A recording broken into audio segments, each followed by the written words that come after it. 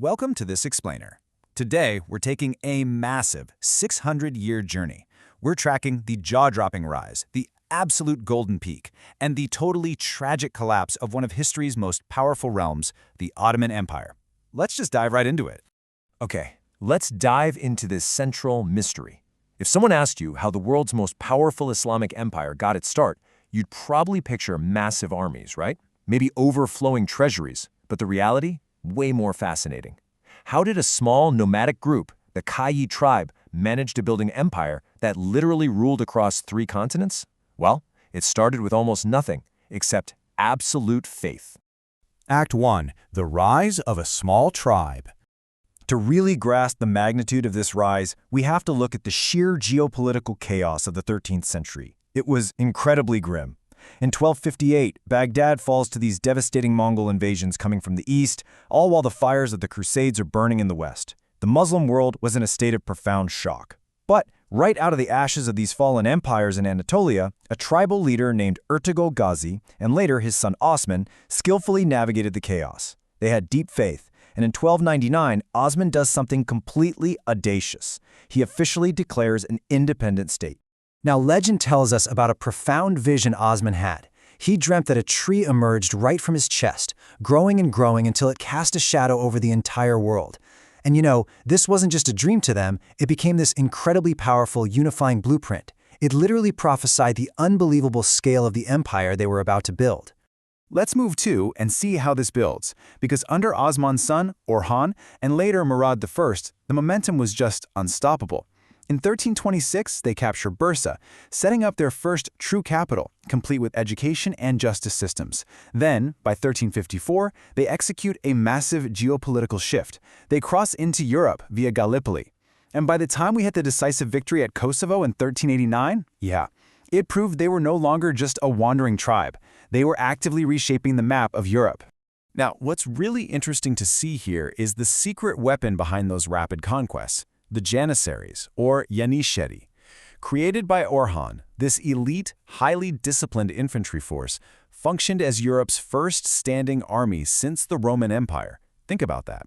They were the ultimate symbol of order and immense loyalty, essentially serving as the unshakable military spine of the early Ottoman state. Act 2. The Great Conquest of Constantinople. So as we push into the 15th century, the Ottomans have their eyes on the ultimate prize. But they hit a massive stumbling block. In 1402, the conqueror Timur delivers a devastating blow at Ankara. Sultan Bayezid is literally captured, which throws the whole empire into brutal internal strife. It looked like the end. Yet, their resilience was amazing. In just a few short years, they completely recover from the civil war and rise again, setting the stage for a young sultan with an impossible dream. 1453, a year that forever changed world history. Under the relentless drive of Mehmed the Conqueror, the Ottomans actually achieved the impossible. Using these massive, custom-built supercannons designed by a founder named Orban, they completely shattered the supposedly impenetrable walls of Constantinople. The ancient heart of the Byzantine Empire fell, and boom, the Ottomans are firmly established as the supreme global superpower of the age. Act 3. Suleiman and the Golden Age. After taking Constantinople, which they quickly transformed into Istanbul, the empire shifts gears. It goes from a conquering force into a highly structured superpower. And the absolute pinnacle of this? That would be under Sultan Suleiman. Look at these titles. In Europe, he was known as Suleiman the Magnificent, reflecting his immense wealth and power. But over in the Islamic world, he was Kanuni, the lawgiver. He was famous for strict justice across a domain that stretched all the way through Asia, Europe, and Africa. You see, this period wasn't just about military might. It was a true peak of civilization. We're talking a world-class naval fleet dominating the Mediterranean. That insane wealth funded breathtaking architectural marvels like the Suleymaniye Mosque, while arts, poetry, and sciences flourished at court. But the real game changer? A unified, fair, legal system that managed to peacefully govern incredibly diverse cultures and religions under one roof. And this brilliantly illustrates the turning point. History shows us over and over that when an empire reaches its absolute peak of comfort, that's exactly when the seeds of destruction get planted. This incredible golden age of justice, innovation, and expansion slowly, almost unnoticeably, gave way to an era of decline. It became all about shifting harem politics, internal corruption, and utter stagnation.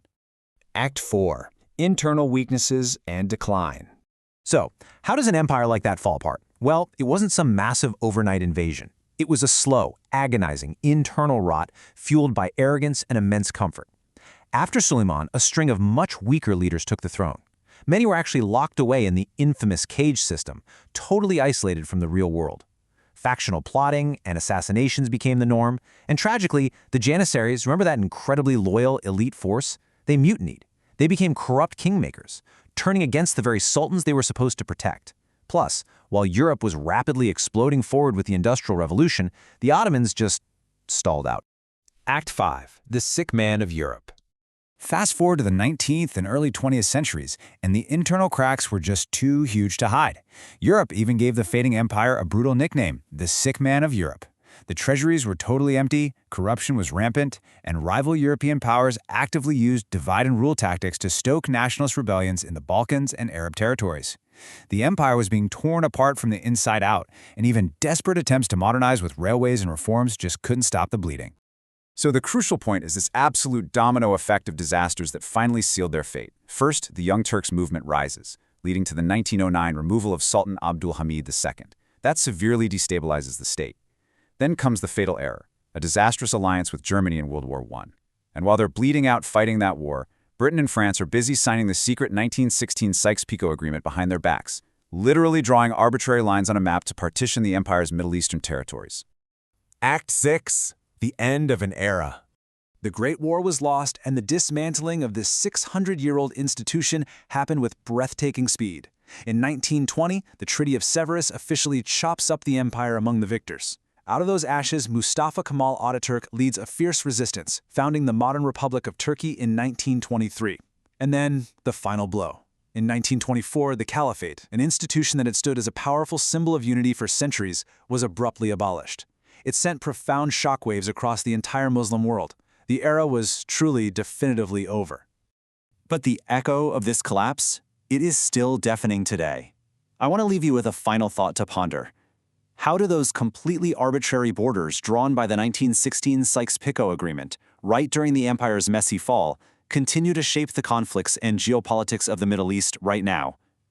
The Ottoman Empire might be history, but its massive, complex shadow still looms large over our modern world. Thanks so much for joining me on this explainer. Keep questioning the worlds around you, keep learning, and I'll see you next time.